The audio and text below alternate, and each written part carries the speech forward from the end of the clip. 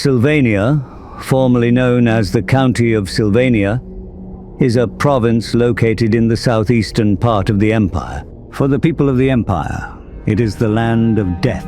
Not only because there are many graveyards that the cult of Morghur protects as a result of countless wars, the land and soil are polluted by warpstone, crop yields are low, and plagues occur constantly. You can easily find the undead rising from the dead here. The fuck did you say? What did you call me? Did you just call me an undead because I am a Sylvanian? That's fucking racist! Because many Sylvanians are malnourished and tainted, it is hard to tell the difference between a living Sylvanian and an undead. But still, many necromancers are scheming to raise the dead and invade the Empire from Sylvania. So it is one of the regions with the most witch hunter offices. The witch hunters stationed here constantly hunt the undead and the necromancers. Holy shit! The cop shot Tim! But many witch hunters here make mistakes of shooting a regular Sylvanian as an undead, so many police brutality incidents happen. Because of this, many witch hunters get fired or demoted. So witch hunters call Sylvania the grave of the witch hunters. The cult of Morghur works here to help the witch hunters distinguish between the undead and living Sylvanians, but it is not enough. Because of this, Sylvanians are the most hostile people toward local authorities. Sylvania in the present day is a poor backwater region full of malnourished people, but it was different in the past.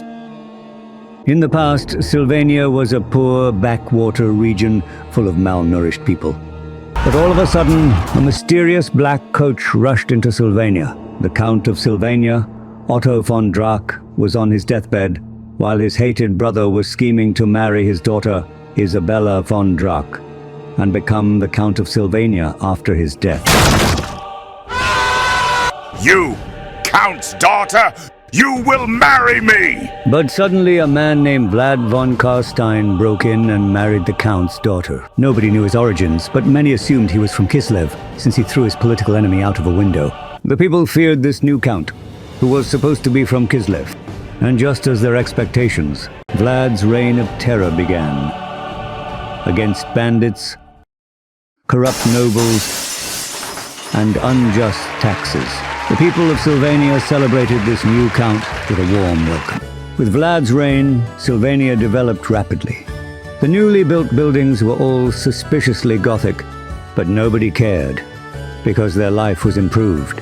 Even Vlad von Karstein accumulated warpstones, had a suspicious book of dark magic, courts full of extremely pale nobles, and the dead rising again.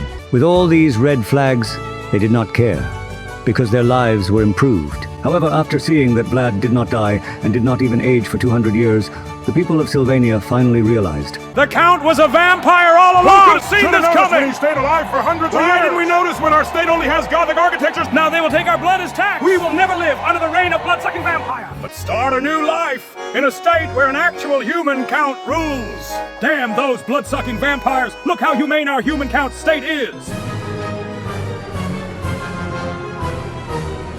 Taxes, Blood.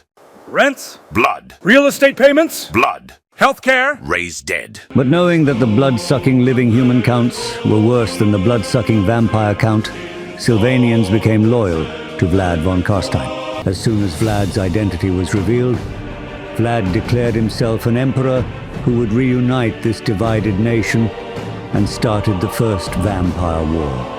And he thought passing directly through Stirland would be the fastest way to Reikland, but Vlad did not know much about Stirland. Oh, he invaded, but as soon as he smelled and tasted Stirlander blood, Vlad von Karstein died. If he didn't have the magical von Karstein ring that revives him, the First Vampire War would have ended before it even started. Vlad revived, but he lost his nose. And the other vampires who took part in the war lost theirs for the exact same reason. After Vlad realized the Stirland route was a mistake, he quickly changed his plans and decided to cross the River Ster and use the Talabekland Road instead. But it was too late.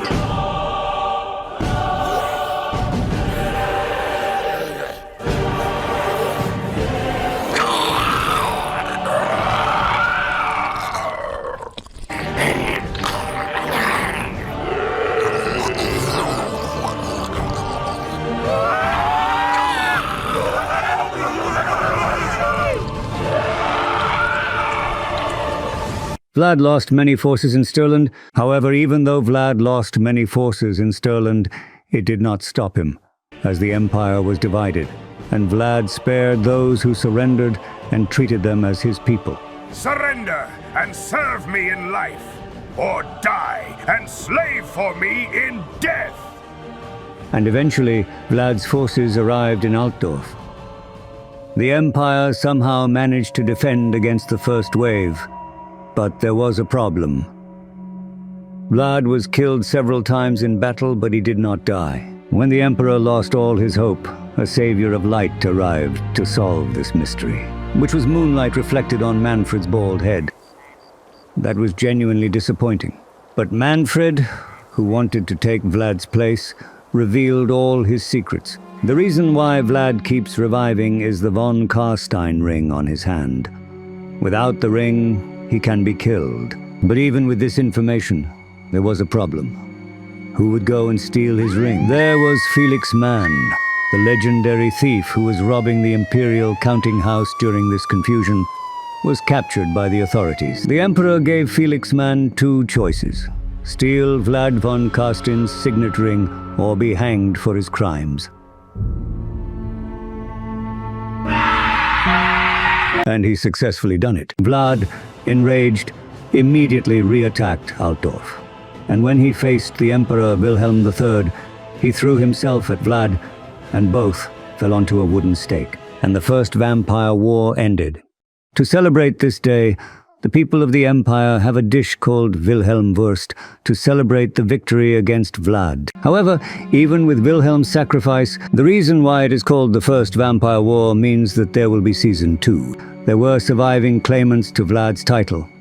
And as Manfred disappeared for some reason, and the rest of the claimants perished, Conrad inherited Vlad's title. Conrad von Carstein. He is probably one of the most physically strongest vampire in history, even more than Vlad. However, Conrad was stupid.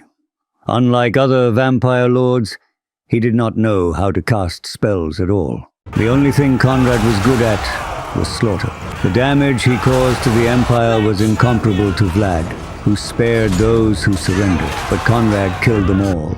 To compensate for what he could not do, Conrad enslaved necromancers. But Conrad was stupid.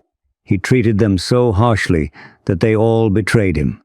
Conrad was stupid, so he lost. And so the Second Vampire War was over. Conrad was stupid, but the destruction he caused was immense. The Elector counts began to squabble amongst themselves once more. And somehow Manfred returned. Unlike Conrad, Manfred was literally an egghead. It was all according to his plan. He knew that he could not defeat Conrad by himself, but also knew that Conrad would fail on his own, so he let him ravage the Empire. And during the Second Vampire War, Manfred studied necromancy from Nagash's remains. So when he somehow returned, he was one of the most powerful necromancers of all time, and to make matters worse, he was a Stirlander. Stepping through Stirland lands and consuming Stirlander blood was no problem for Manfred, so he marched through Stirland. He was unstoppable.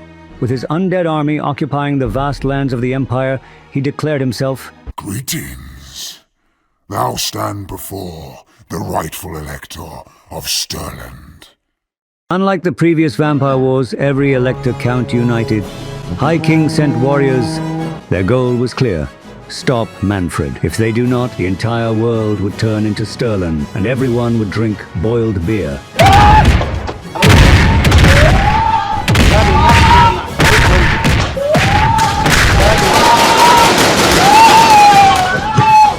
Manfred was dead, and the Third Vampire War was over.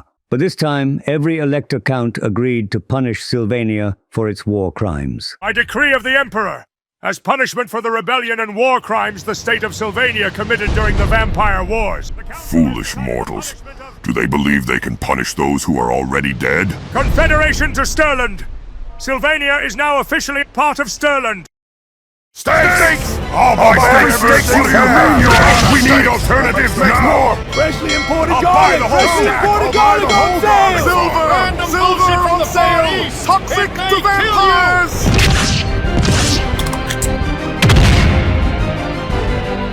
After Sylvania was confederated with Stirland, 99.5% of the vampires committed suicide. After the Confederation, Sylvania turned into a land of death we all know. Sometimes the dead rise without necromancers, because they cannot accept the fact that their homeland became Stirland. Residents here miss the times when the vampires ruled Sylvania. However, most of the vampires already ran away and are living in Nuln, where the sun never rises and it is foggy 24/7. To this day, the people of Sylvania are demanding independence from Stirland. Sylvania not only committed 3 vampire wars, but also committed another war crime, which is making Stirland larger. But still, it made Stirland slightly better on average by being confederated. Now come, follow me. Enter and experience the old world with the Old World Geographic. Like and subscribe for more Old World Geographic.